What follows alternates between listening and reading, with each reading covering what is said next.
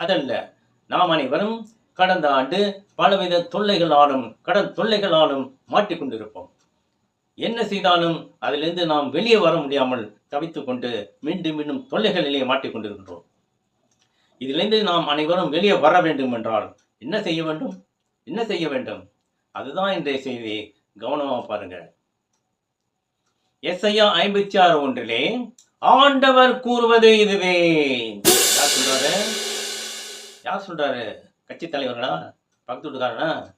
ஆண்டவர் கூறுவது இதுவே.